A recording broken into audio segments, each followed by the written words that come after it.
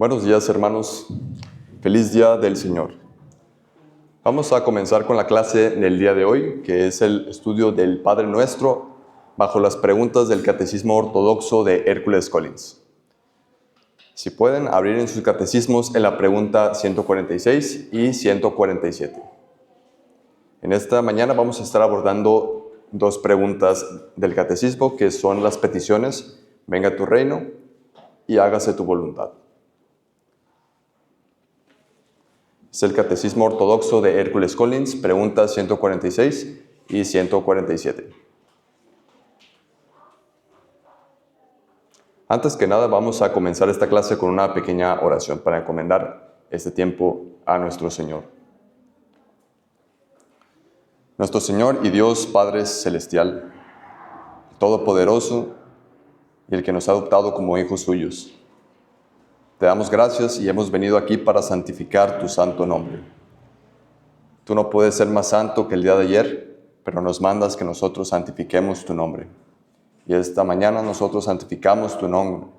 Y te pedimos también que nos des iluminación de tu Espíritu Santo para comprender lo que Jesucristo nos enseñó cuando dijo: venga tu reino y hágase tu voluntad. Te pedimos que nos des apoyo para que podamos comprender la profundidad, la riqueza y el beneficio que tenemos como creyentes al poder recitar las palabras: venga tu reino y que se haga tu voluntad. Te pedimos, nuestro Señor, que transformes nuestras vidas por medio de tu palabra y sobre todo, Señor, que tú seas glorificado en todas las cosas que hagamos. Te pedimos y encomendamos este tiempo para ti, para que podamos aprender más de ti como un acto de adoración hacia ti. Porque te pedimos todo esto en el nombre de nuestro Señor Jesús, que nos mandó a orar de esta manera. Amén.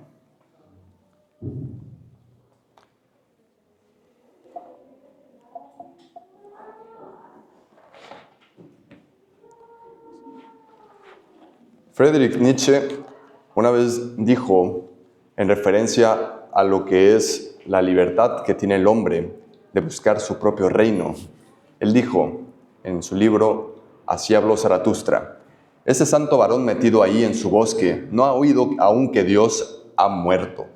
El superhombre, o como le llama, el Übermensch, es el sentido de la tierra.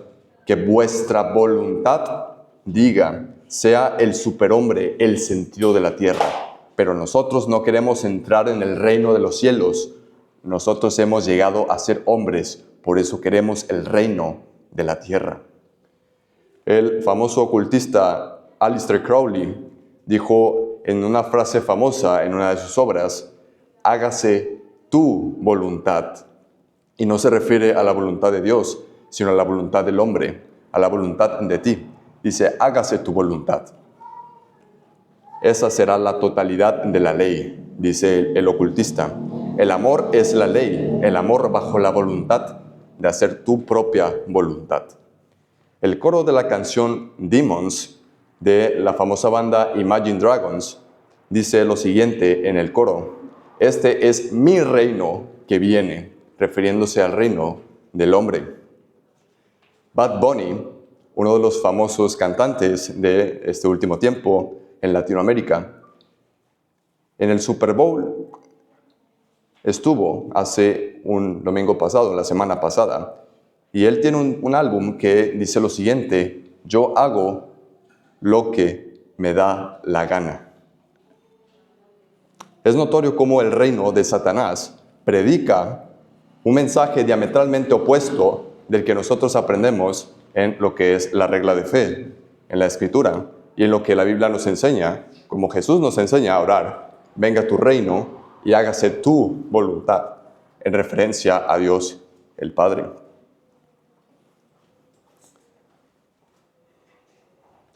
El Dios hombre nos enseñó a orar de esa manera: venga tu reino y hágase tu voluntad. Y vemos este choque entre los dos reinos: el reino de Satanás, que nos enseña a seguir nuestro propio reino y a seguir nuestra propia voluntad, y lo que es el reino de Dios, que nos enseña a seguir lo que es su reino y a seguir su voluntad.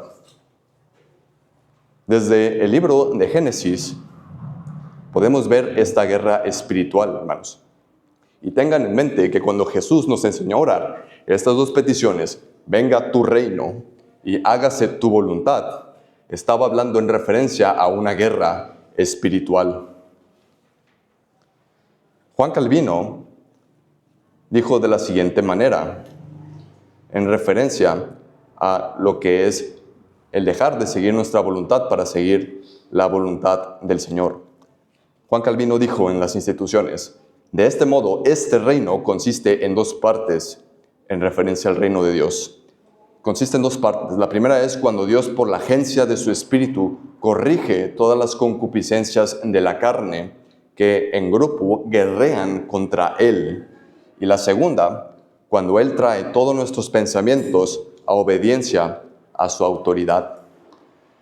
El creyente es llamado a renovar su mente conforme a la palabra de Dios. Jesús nos enseñó a orar así para que nosotros renovemos nuestra mente conforme a la voluntad de Dios, así también como Calvino lo acaba de ilustrar. Y si pueden buscar en sus Biblias Génesis capítulo 1, verso número 31. Vamos a ver un poco el de la teología bíblica de la guerra espiritual. Y con teología bíblica no me refiero a teología sacada de la Biblia, sino teología bíblica es el término de la disciplina enfocada en las doctrinas y también en los patrones, símbolos que aparecen en toda la historia de la redención, desde su progreso desde el Edén hasta su culminación en Apocalipsis. Génesis capítulo 1, verso 31. Este verso, hermanos, está en el contexto de la creación de Dios al mundo, como Él creó todas las cosas. El reino de Dios creó, o se puede decir, se estableció sobre todo el cosmos. Y Dios creó su reino impecable, así como en Génesis 1:31 dice así la Santa Escritura. Y vio Dios que todo lo que había hecho, y he aquí era bueno en gran manera. Desde la creación vemos que todo era bueno en gran manera, pero cuando nosotros vamos al capítulo número 3, si pueden buscar el verso número 15, ya conocemos la historia de cómo Adán y Eva fueron engañados por la serpiente antigua, para que de esa manera ellos pecaran contra el Dios y pecaran en contra su reino, para que ellos fueran aliados de Satanás en contra del reino del Señor. Pero en ese momento el Señor actuó a favor de la humanidad por su pacto de gracia. Dice así en Génesis 3:15, y pondré enemistad, y la palabra enemistad nos habla de dos bandos. Pondré enemistad entre ti y la mujer, entre tu simiente y la simiente suya. Esta te herirá en la cabeza y tú le herirás en el calcañar. Vemos aquí que en este texto Dios, el Padre, está poniendo dos bandos, lo que es el bando del reino de Dios y el bando del reino de Satanás. Su simiente, la simiente de la serpiente y la simiente de la mujer, que se culmina con el rey del reino de Dios, quien es el Mesías prometido, el Señor Jesucristo. Desde allí hubo enemistad entre las dos simientes de la mujer, la simiente de la mujer y la simiente de la serpiente. En el siguiente capítulo de Génesis vemos ahora la enemistad entre dos hermanos, como Caín, quien era parte del reino de Satanás, haciendo la voluntad de Satanás o siguiendo su propia voluntad, como mencionaba el ocultista al principio. Y en cambio vemos a Abel, un miembro del reino de Dios, un creyente del Señor Dios. Y cómo hubo enemistad, pero por parte de la simiente de la serpiente. Como Caín fue que asesinó a Abel por envidia y por seguir sus propios deseos. Y así estuvo en combate el reino de Satanás y el reino de Dios hasta que llegó el tiempo en que Abraham fue llamado por gracia. Y a quien Dios el Hijo, en el Antiguo Testamento, Dios el Hijo le promete victoria al reino de Dios en el pacto abrahámico. Génesis 22, verso número 17, dice lo siguiente. En la segunda parte de este verso dice así Dios el Hijo, y tu descendencia poseerá las puertas de tus enemigos. Aquí vemos ahora una promesa de victoria para el reino de Dios, para los verdaderos descendientes de nuestro padre Abraham, para aquellos que han puesto la fe en Dios el Hijo. Desde aquí se formó, hermanos, desde Abraham, la nación de Israel, que puede ser entendida como el reino de Dios en el Medio Oriente, rodeado de las naciones paganas que conforman el reino de Satanás. Ya sabemos que Israel fue esclavo de Egipto durante varios años y cómo Dios en su pura gracia redimió al pueblo de Israel de la esclavitud de Egipto para que le sirvieran a Él, lo cual es otra ilustración de cómo nosotros somos sacados del reino de Satanás para estar en el reino de Dios, sirviéndole. Sin embargo, por el pecado que hubo en Israel y cómo no todos aquellos que profesaban ser del reino de Dios eran realmente del reino de Dios, es que ocurrió lo que es el exilio. Y así como el profeta Jeremías profetizó lo que era el exilio en Babilonia, dijo lo siguiente: y servirán estas naciones al rey de Babilonia 70 años. Sirvieron a esa nación 70 años, como estuvo profetizado por el profeta Jeremías. Y vemos ahora qué es lo que ocurrió con el reino de Dios después que hubo el exilio. El propio profeta Jeremías se preguntaba qué es lo que había pasado con el reino de Dios si él estaba en exilio.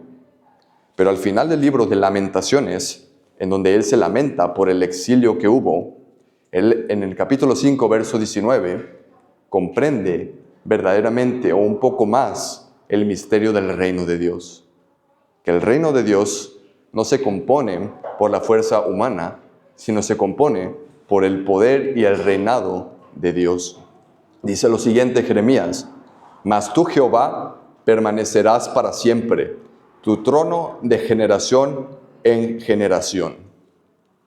Él comprendió que el reino de Dios ya no estaba en el reinado de la tribu de Judá, humanamente, en cierto sentido, sino que el reino de Dios principalmente es por el reinado de Jehová Dios sobre todas las naciones. En ese tiempo del exilio, y si pueden buscar Daniel capítulo 7, verso 13 al 14.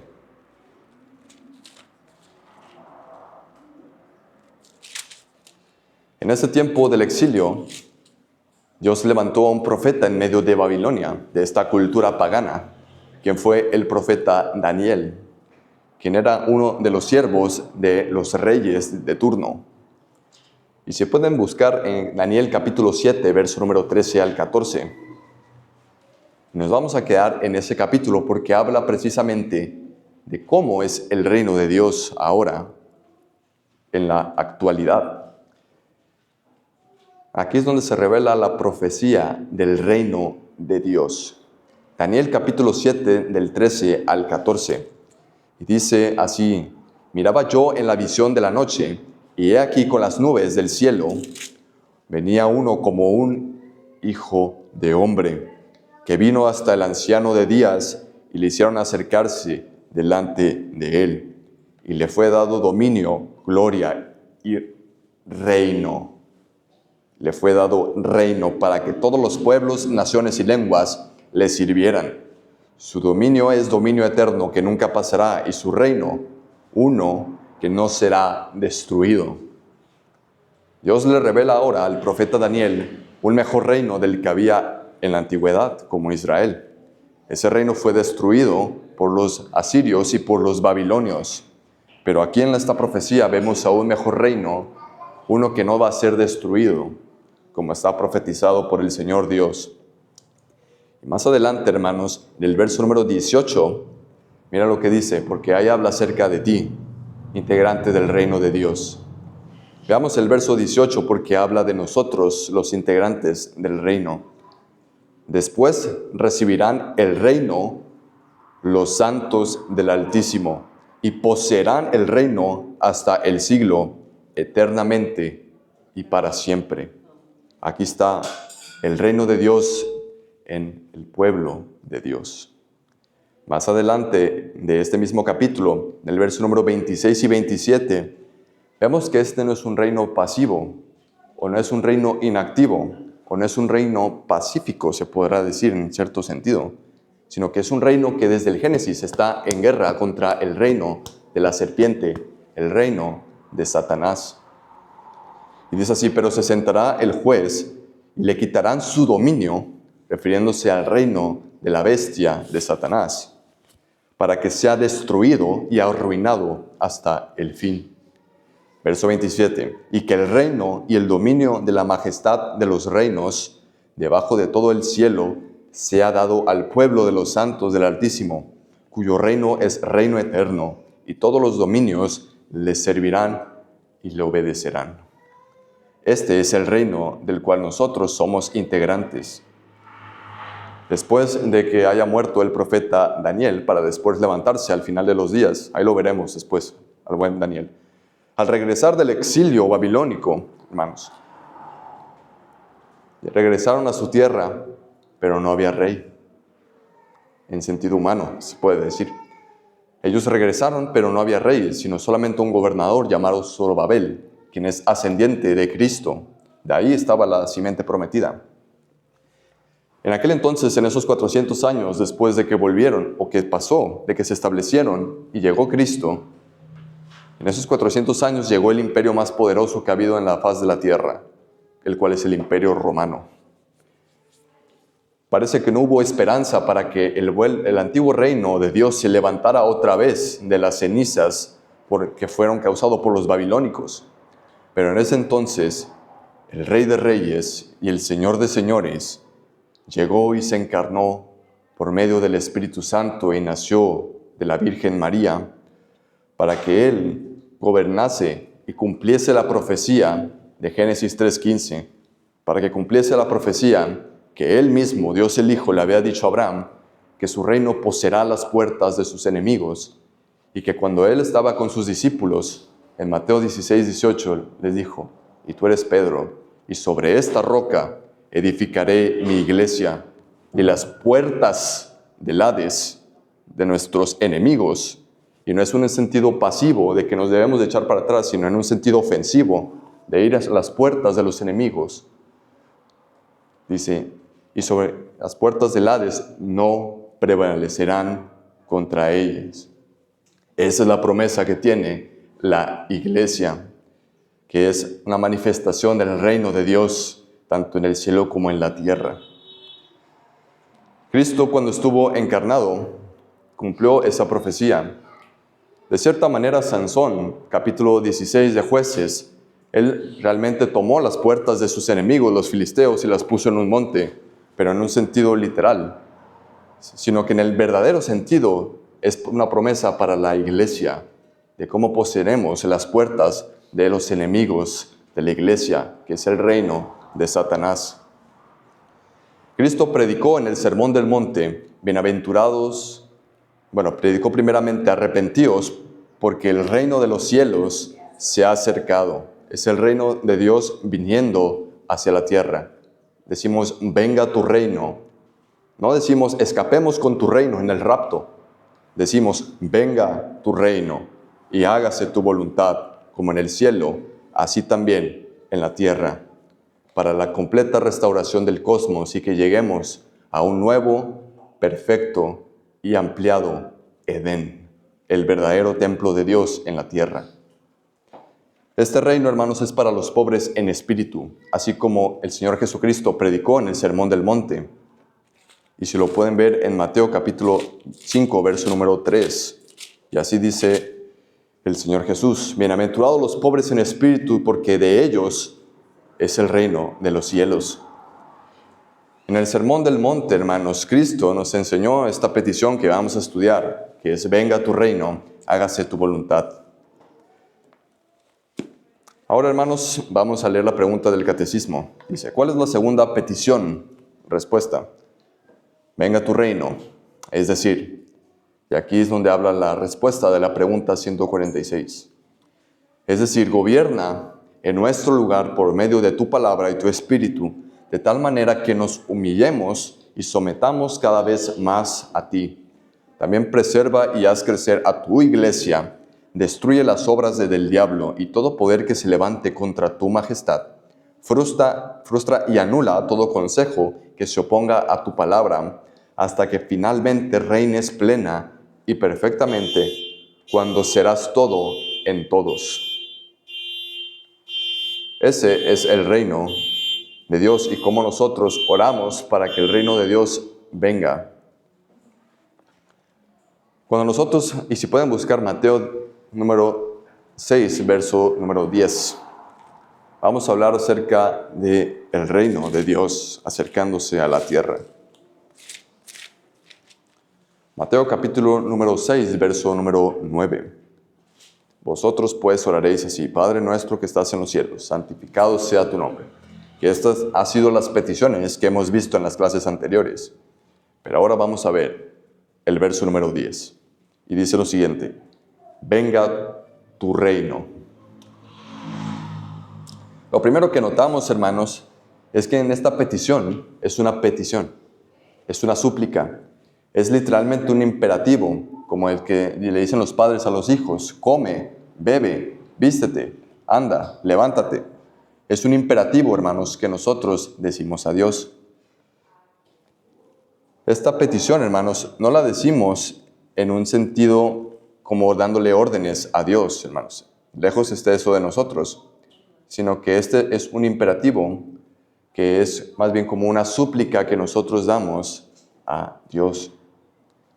Le decimos: venga tu reino, hágase tu voluntad. En esta petición, hermanos, este catecismo es devocional. Este catecismo lo toca desde la parte personal del creyente. Por eso dice, es decir, gobierna en nuestro lugar por medio de tu palabra. El catecismo empieza hablando de nosotros mismos. Este reino no es de una manera que podamos nosotros ver en su manifestación. No es un reino palpable, sino es un reino espiritual. Así como el Señor Jesús le dijo a Pilato cuando estaba delante de él. Él mismo le dijo: mi reino no es de este mundo. Si mi reino fuera de este mundo, mis servidores pelearían para que yo no fuera entregado a los judíos. Pero mi reino no es de aquí. Es un reino distinto a como son los demás reinos de la tierra. Es porque es el reino de los cielos. Es como la levadura, como esa parábola que dijo nuestro Señor Jesús, que cuando la levadura se pone en 3 medidas, no se puede ver la manifestación, sino hasta que se haya leudado.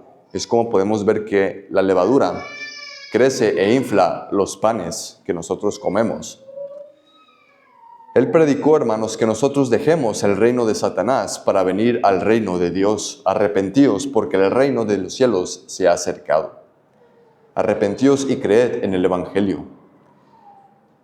Él mismo pidió que nosotros salgamos del reino de Satanás para venir al reino de Dios, a su reino, para que Él sea nuestro Rey Jesús. Oramos, hermanos, para que Él, Señor Jesús, sea Señor y Rey en nuestras vidas, y que no solamente sea como un accesorio más a nuestra vida, sino que nos transforme completamente para que nuestra voluntad esté sometida a la de Él. Por eso Él nos ha dado su palabra, que nos santifica, y su Espíritu Santo para que pongamos en obra su santa voluntad. Hermanos, Thomas Watson, el puritano, dijo lo siguiente: si Dios es un Rey tan grande y gobierna eternamente, no supone menoscabo alguno para nosotros el servirle. Deo servire est regnare. Servir a Dios es reinar. Al nosotros orar que venga tu reino, hermanos, no es una manera pasiva, sino es una manera activa, es un imperativo. Es decirle a Dios: venga tu reino y se manifieste en mi vida, para que en mi vida tu reino pueda ser extendido en la tierra. Por eso dice el catecismo que gobierne nuestras vidas, gobierna nuestro lugar por tu palabra y tu espíritu. Eso es que nos humillemos más delante del Señor. Eso es también que nosotros le tengamos esa disposición de servirle a Él, de usar nuestros dones para edificación de la iglesia, para contribuir a la edificación de un mejor templo de piedra, sino el templo que hablaba el apóstol Pedro, siendo piedras vivas, siendo unidas a la piedra del ángulo, que es Jesucristo, y que somos todos nosotros los creyentes, integrantes del templo de Dios. Esto es no buscar nuestra vanagloria en lo que nosotros hagamos, no es buscar nuestro orgullo como aquel que quiso sentarse en el trono de Dios, que es el diablo, aquel que quiso el lugar más alto y fue echado a lo más profundo de la tierra, a lo más profundo del infierno. Así como son todos los siervos de Satanás que luchan en contra del reino de Cristo, que quieren hacer su voluntad, que quieren imponer su reino sobre la tierra. Pero nosotros somos llamados a seguir otro reino, que es el que vemos en las Escrituras, que es el que nosotros nos sometamos a nuestro Rey Jesús y que sirvamos a Él durante toda nuestra vida. Y si alguien quiere servirme, tome su cruz y sígame. Niéguese a sí mismo, tome su cruz y sígame. Eso es lo que el Rey Jesús nos llama como integrantes de su reino. Hermanos, hay muchas aristas en cuanto a estos temas. Vamos a ver primero lo que significa y lo que engloba totalmente que venga el reino de Dios. Y si tienen libreta pueden anotar lo siguiente. Una cosa es que el Señor nos mandó, es que nosotros busquemos su reino y que Él va a proveer. Y si pueden buscar en el capítulo de Mateo, verso número 33, mismo capítulo del Padre Nuestro, capítulo 6, verso 33. Él nos dijo que nosotros no debemos de preocuparnos por comida, bebida o vestido, sino que Él lo dijo de una manera muy clara y entendible para nosotros. Cristo dijo lo siguiente: mas buscad primeramente el reino de Dios y su justicia, y todas estas cosas os serán añadidas. Así también como el apóstol Pablo decía: sé vivir humildemente y sé tener abundancia. En todo y por todo estoy enseñado, así también para estar saciado como para tener hambre, así para tener abundancia como para padecer necesidad. Pero todo lo puedo en Cristo que me fortalece. Él nos llama a buscar primeramente su reino y Él va a proveer.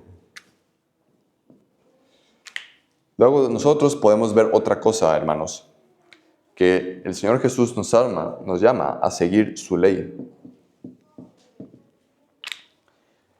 Y el Señor Jesús nos llama a seguir su ley, así como Él lo dijo: si me amáis, guardad mis mandamientos. O también como el salmista del Salmo 119 lo expresaba de esta manera para que nosotros sigamos a la ley del Señor como nuestra delicia. Ojalá fuesen ordenados mis caminos para guardar tus estatutos. También como el Salmo 143, verso 10, que es el Salmo que está citando el Catecismo. Dice: enséñame a hacer tu voluntad, porque tú eres mi Dios.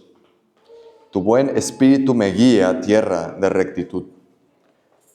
Él nos llama a que nosotros, al decir venga a tu reino, nos humillemos y sigamos, y que nos enseñe a seguir la voluntad y el reino de Dios para que pueda ser extendido en la tierra. Otra cosa, hermanos, y si pueden buscar en Mateo 16, verso 19.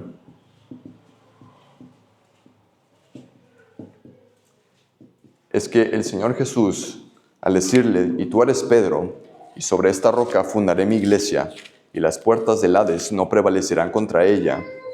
Él no se queda ahí, sino que Él dice lo siguiente: y a ti, refiriéndose a Pedro como uno entre iguales, y a ti te daré las llaves del reino de los cielos, y todo lo que atares en la tierra será atado en los cielos, y todo lo que desatares en la tierra será desatado en los cielos. Esta es la misión de la iglesia, hermanos, que es el punto. Es la misión de la iglesia de que prediquemos y proclamemos a Cristo el Rey para que más integrantes vengan al reino de Dios. Y también nos llama a que ejerzamos la disciplina de la iglesia para cuando se levanten siervos del reino de Satanás en la iglesia. Son dos cosas, hermanos: es el proclamar a Cristo y la disciplina de la iglesia en este mismo verso. Otra cosa, hermanos, es que el reino de Dios es extendido también por los mártires, por aquellos que son martirizados por la fe, como lo fue Esteban en su momento, quien él padeció para que el testimonio de Jesucristo se expandiera. y diera aliento a los cristianos, y también que fuera un testimonio a un judío llamado Saulo, para que en aquel entonces, después de su conversión, se volviera Pablo, el apóstol a las naciones. Otra profecía, hermanos, concerniente al reino de Dios, se encuentra en el libro de Habacuc, capítulo 2, verso 14.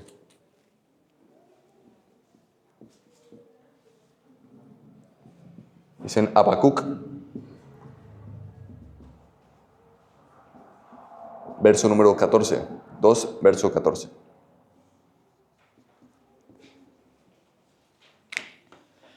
El profeta decía lo siguiente: porque la tierra será llena del conocimiento de la gloria de Jehová, como las aguas cubren la mar.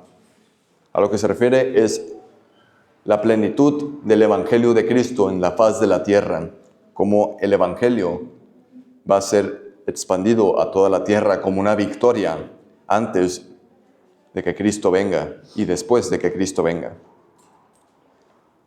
Otra cosa que se nos llama, hermanos, a que nosotros oremos, y si pueden buscar Apocalipsis capítulo 8, verso del 1 al 5.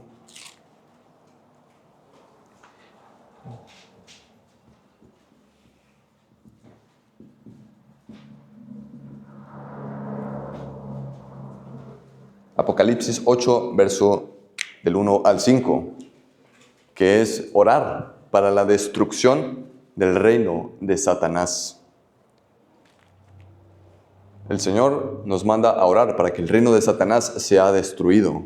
Como dice lo siguiente: y cuando abrió el séptimo sello, se hizo silencio en el cielo como por media hora.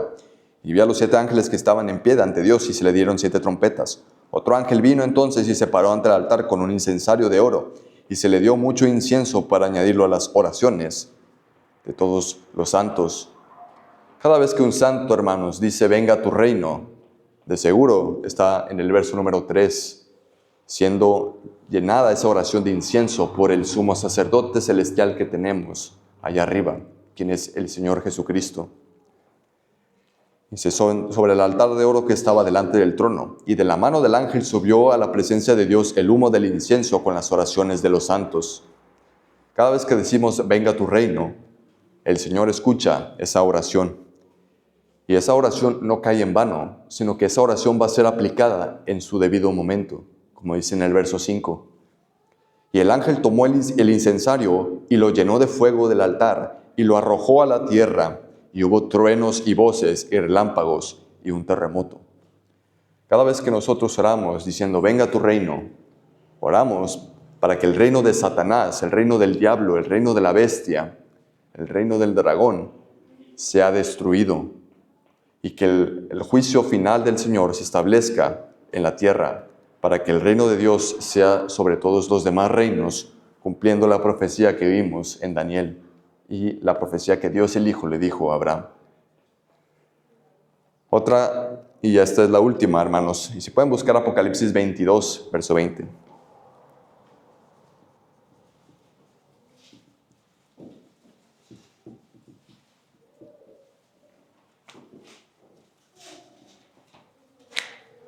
Cuando nosotros oramos diciendo venga tu reino, hermanos, nosotros oramos para que el Rey de los cielos venga a la tierra y se establezca aquí. Como dice así el que tiene el testimonio de estas cosas, dice: ciertamente vengo en breve. Amén. Sí, ven, Señor Jesús. Esta es una de las maneras en la que nosotros oramos para la parucía de Cristo, para la venida, para la aparición de Cristo. Cada vez que nosotros decimos venga tu reino, nosotros oramos para que el Señor Jesús venga y establezca su reino en la tierra. Estas oraciones son recibidas por el rey sacerdote profetizado por Zacarías, capítulo 6. Él les pone incienso, como vimos en Apocalipsis 8, a nuestras oraciones para que sean aceptadas y recibidas delante de Dios, porque Él es el mediador entre Dios y los hombres, el sumo sacerdote. Así que, hermano, no menosprecies cada vez que digas, venga tu reino. ¿Alguien tiene alguna pregunta o quisiera hacer algún comentario para pasar a la siguiente petición? Si no es así, vamos a pasar a la siguiente petición. Y si pueden buscar en sus catecismos en la pregunta 147.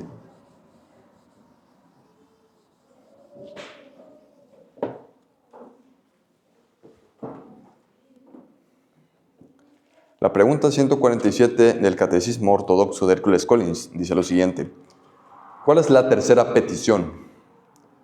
Respuesta. Hágase tu voluntad, así en la tierra como en el cielo.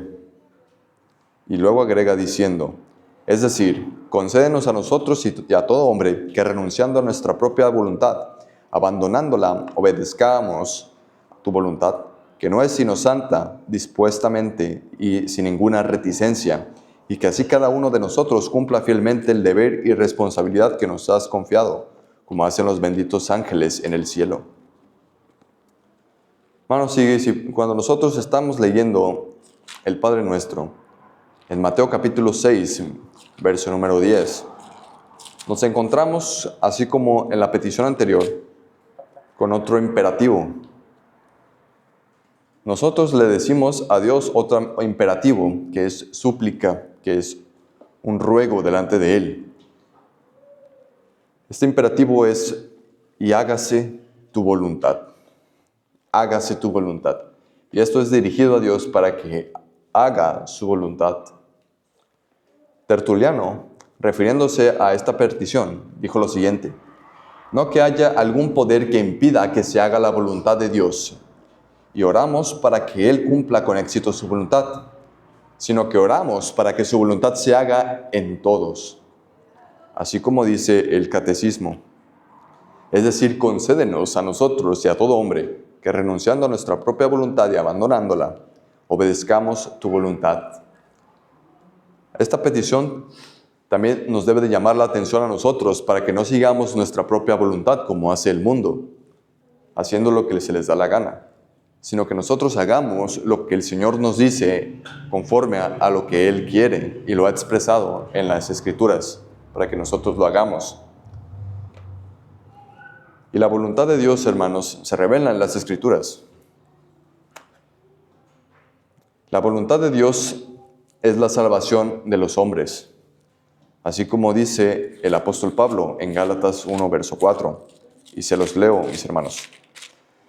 El cual se dio a sí mismo por nuestros pecados para librarnos del presente siglo malo, conforme a la voluntad de nuestro Dios y Padre, a quien sea gloria y honra por los siglos de los siglos. El tema de la redención de Cristo fue parte de la voluntad de Dios. El tema de la creación del mundo fue parte de la voluntad de Dios, hermanos.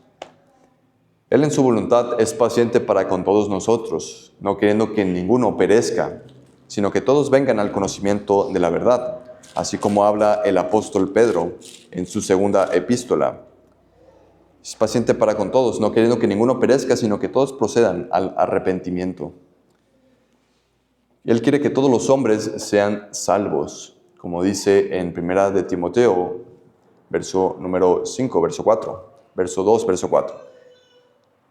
En Ezequiel 33, 11 dice que la voluntad de Dios no es que los hombres mueran, sino que Él no quiere que los hombres mueran.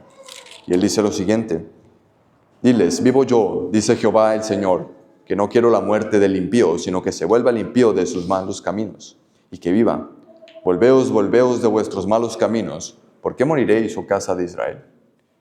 Y aquí entramos, hermanos, a un tema, a un dilema. Si Dios, en su voluntad, Él ya ha predestinado y ha elegido a algunos, ¿por qué Él dice ahora que Él quiere que todos los hombres sean salvos? Y algunos dicen esta pregunta para poner en jaque mate al calvinismo o al agustinianismo o a la doctrina que enseña el apóstol Pablo en el libro de Romanos. Pero hermanos, la voluntad de Dios tiene que ser distinguida en dos categorías.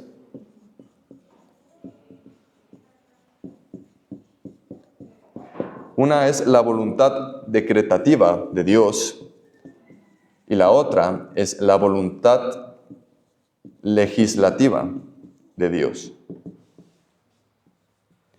Petrus van Maastricht, un teólogo reformado, dice lo siguiente: la voluntad sin duda es una perfección Él ha comunicado la vía más perfecta de operar, y refiriéndose a la introducción del mal en la tierra. Él también es el más perfectamente adverso a lo que le sea adverso. Por eso la voluntad de Dios está en parte de la guerra espiritual. Por eso Dios no está a favor del pecado, sino que Él es santo. Él es todo lo contrario. El pecado es una imperfección y Dios es perfecto. Él, hermanos, en su voluntad legislativa es donde se aplica estos versos. Él desea que todos los hombres sean salvos en su voluntad legislativa. Pero, hermanos, esto no es una contradicción, sino que a todos nosotros nos ha revelado lo que es su voluntad decretativa, en el cual Él ha decretado, hermanos, a sus escogidos, aquellos que Él ha predestinado antes de la fundación del mundo para que sean salvos y santos y sin mancha delante de Él. Esto no es, hermanos, que Dios sea el autor del mal, sino que Él decide actuar de la manera más sabia para su gloria. Desde el comienzo, el hombre buscó hacer su voluntad, hermanos, como vimos en Génesis, y eso nos llevó a la caída. Pero al ser regenerados por el Espíritu Santo, es que nosotros ponemos en práctica su voluntad, que es la manera más sabia de operar, como dice también el Catecismo, la cual es santa, agradable y perfecta. Por eso, hermanos, podemos decir, los que somos salvos y regenerados por la voluntad del Espíritu Santo, hágase tu voluntad, como nos enseñó el Señor Jesucristo. El Trino Dios tiene una voluntad, hermanos. Y esto es algo que debe de quedar claro. Que Dios no tiene dos voluntades en cuanto a su esencia, sino que Dios tiene una voluntad. El Trino Dios, hermanos, tiene una voluntad. Pero cuando nosotros hablamos de Dios el Hijo, Él tiene dos voluntades. Y no es, hermanos, que una voluntad del Hijo vaya en contra de la voluntad de Dios, sino que las voluntades son por la esencia de lo que son estos seres. Como Dios es un ser, Él tiene una voluntad. Son tres personas, pero son un ser, y Él tiene una voluntad. En Cristo hay dos esencias. Una es humana y la otra es la esencia divina. Por eso tiene dos voluntades, la voluntad humana y la voluntad divina. Entiéndase eso, hermanos, para que nosotros no caigamos en herejías del monoteletismo, que es aquellos que enseñan que el Señor Jesucristo tiene una voluntad, sino que tiene dos voluntades por sus dos naturalezas. El Señor Jesús no es un hipócrita, hermanos. Él sabe lo que es tener voluntad humana. El apóstol Pedro nos decía que nosotros debemos de padecer, hermanos, para seguir las pisadas de nuestro Señor Jesucristo. El Señor Jesucristo no es un hipócrita, hermanos, sino que cuando Él enseñó que nosotros le pidamos a Dios Padre, hágase tu voluntad, la voluntad de Cristo fue puesta a prueba, su voluntad humana, cuando Él estaba en el Getsemaní y estaba orando lo siguiente. Yéndose un poco adelante, se postró sobre su rostro orando y diciendo: Padre mío, si es posible, pase de mí esta copa, pero no sea como yo quiero, sino como tú. Así es como el Señor Jesús se somete a la voluntad divina, que es su propia voluntad en esencia. Hermanos, no es un misterio descifrar lo que es la voluntad de Dios como si fuera un misterio o algo que nosotros debiéramos de descubrir, sino que es más simple, hermanos. Simplemente leyendo lo que dice la Escritura y poniendo en práctica lo que Dios nos está enseñando. Se dice, hermanos, por el mundo que sigamos nuestros propios placeres y nuestros propios caminos y que de esa manera seremos felices. Pero esa no es la manera, hermanos, en la que uno es feliz. Hay varios ejemplos de varios famosos y de varios millonarios que recurren al suicidio y a la depresión. Pero vemos ahora, hermanos, aquellos que siguieron la voluntad de Dios, como los mártires, Que, por ejemplo, Jan Hus, que fue uno de los reformadores, de los proto-reformadores, él murió cantando de felicidad en la hoguera. Lo que vemos que el mundo nos manda mentiras, diciendo que si seguimos nuestros caminos seremos felices. Pero vemos a Jan Hus que siguió los caminos de Dios y él murió de una manera feliz cantando en una hoguera cuando lo estaban matando. Así que, hermanos, vemos que la voluntad de Dios no es una voluntad que a nosotros nos va a provocar desagrado, sino todo lo contrario. Es una voluntad que da gozo a nosotros, como dice también el apóstol Pablo, porque el reino de Dios no es comida ni bebida, sino justicia, paz y gozo en el Espíritu Santo. Vamos a ver ahora, hermanos, las aristas de la tercera petición. Cada vez que nosotros oramos, hermanos, hágase tu voluntad, es para seguir la voluntad de Dios. En Mateo capítulo número 16, verso número 24, como lo citamos hace un momento, Cristo nos enseñó a que nosotros sigamos la voluntad de Dios, diciendo, entonces Jesús dijo a sus discípulos, si alguno quiere venir en pos de mí, niéguese a sí mismo y tome su cruz y sígame. Cada vez que nosotros oramos este imperativo o esta súplica de hágase tu voluntad, oramos, hermanos, para que nosotros pongamos en práctica la voluntad de Dios en nuestras vidas y que de esa manera venga su reino. Orar el Padre Nuestro no es esperar recibir algo de parte de Dios, se podrá decir totalmente, sino que Él, por su Espíritu Santo que nos ha puesto, somos dispuestos a hacer la voluntad de Dios. Somos activos en esta oración. Otra cosa que nosotros vemos, hermanos, que Él nos llama, es que nosotros sigamos la voluntad de nuestro Dios, como hemos dicho anteriormente, enseñándonos que renunciando a la impiedad y a los deseos mundanos, vivamos en este siglo sobria, justa y piadosamente. Ya no es seguir nuestros propios caminos que llevábamos antes, sino seguir ahora la santificación. El siguiente punto, hermanos, es el siguiente, es seguir lo que su palabra nos enseña. Así como decía el apóstol Pablo en 2 de Corintios 5, verso número 15, lo siguiente, porque Dios dice lo siguiente, hermanos, y por todos murió para que los que viven ya no vivan para sí, sino para aquel que murió y resucitó por ellos. Otra cosa, hermanos, y se puede buscar en 1 de Tesalonicenses 4, verso número 3, es que la voluntad de Dios es nuestra santificación. Que nos apartemos de fornicación, como dice de esta manera el apóstol. Pues la voluntad de Dios es vuestra santificación, que os apartéis de fornicación.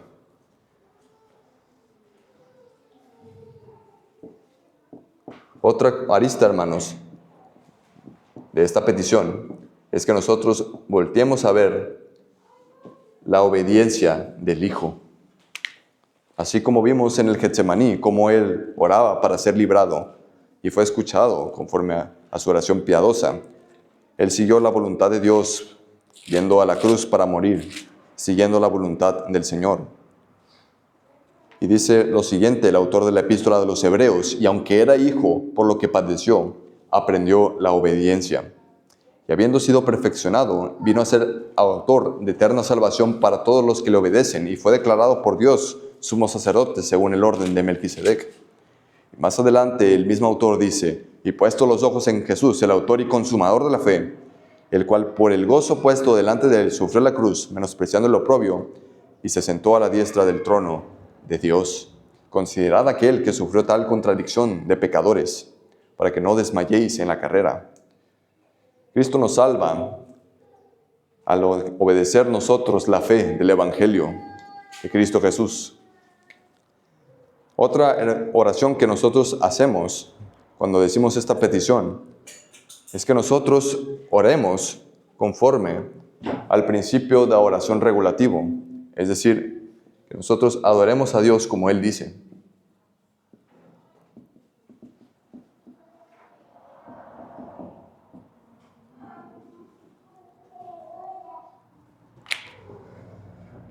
De esta manera, hermanos, es el principio de oración regulativo que se revela en lo que es el libro de Éxodo. Cómo ellos pervirtieron lo que era la voluntad de Dios en cuanto a la oración, haciendo un cordero de oro, un becerro de oro, y llamándole a ese becerro de oro Jehová. Cada vez que oramos, hágase tu voluntad, oramos para que Él sea adorado de la manera correcta, como Él nos ha llamado y como Él quiere ser adorado.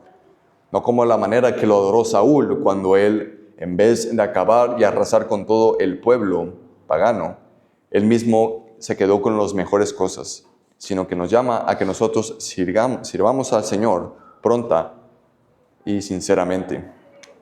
Y por último, si pueden buscar el Salmo 103, verso 20 al 21, que con este salmo vamos a terminar la clase.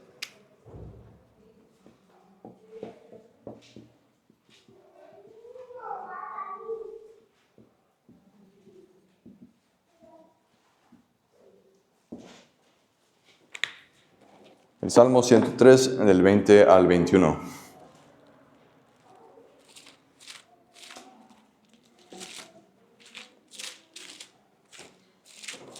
La última parte, hermanos, que nosotros oramos cuando decimos hágase tu voluntad, es para que nosotros tengamos gozo al servir al Señor Jesús, así como hacen los benditos ángeles, como dice el catecismo.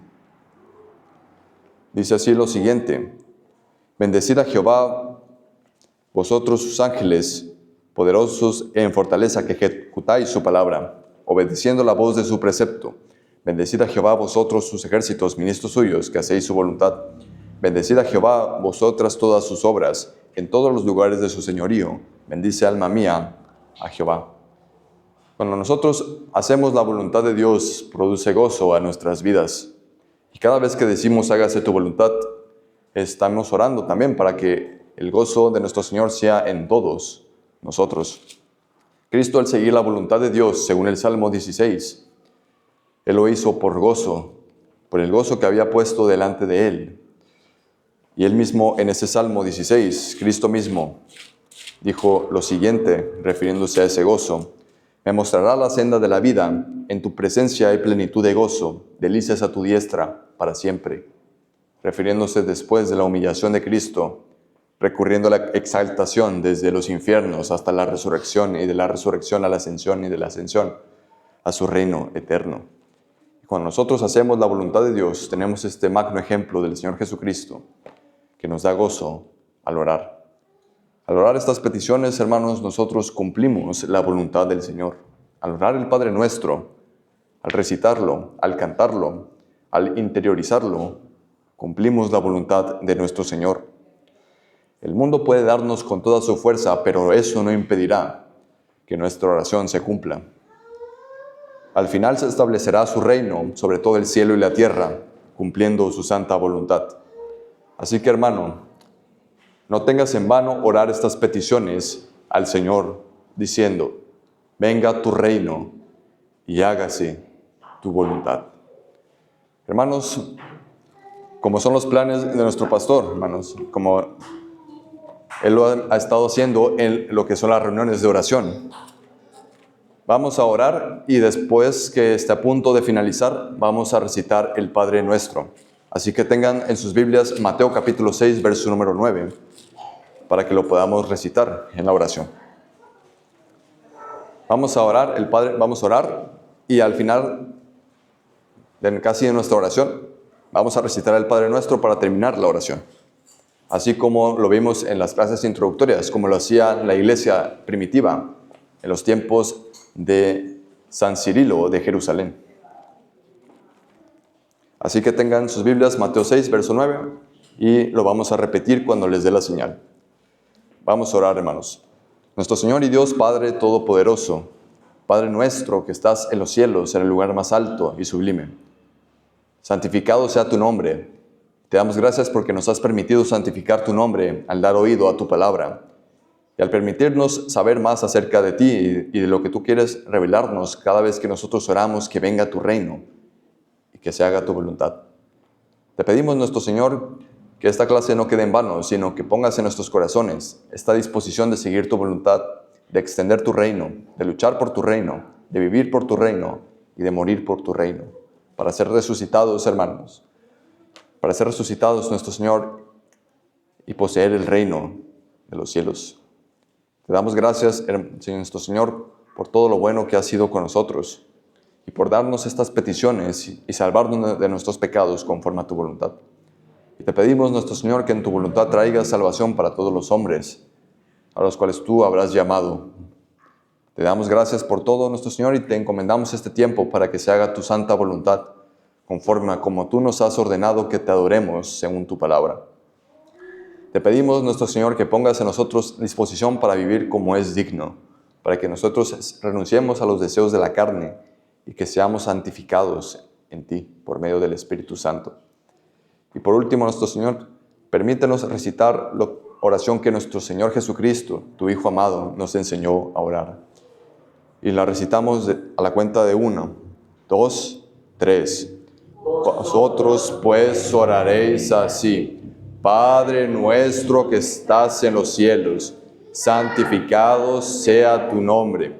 Venga tu reino, hágase tu voluntad como en el cielo, así también en la tierra. El pan nuestro de cada día, dánoslo hoy. Y perdona nuestros deudas como nosotros perdonamos a nuestros deudores. Y no nos metas en tentación, mas líbranos del mal. Porque tuyo es el reino, y el poder, y la gloria, por todos los siglos. Amén. Amén.